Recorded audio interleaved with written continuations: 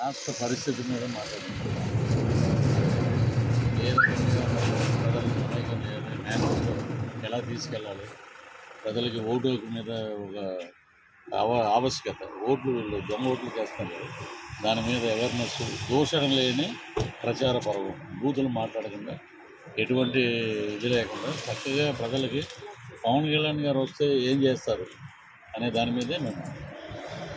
ఎట్లా మీ రోల్ ఎలా ఉండబోతుంది? రోల్ అంటే శ్యాంబాబు జగత్లోనే వెళ్తాం, మొత్తం రాష్ట్రం మొత్తం తిరుగుతాం.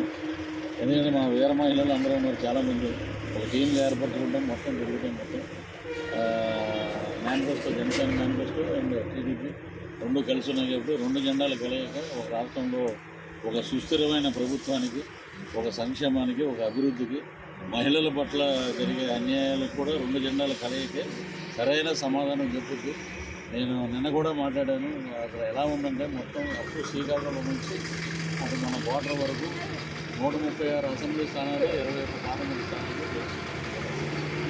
మీరు కూడా ఏమన్నా ఎన్నికల్లో పోటీ చేశారా?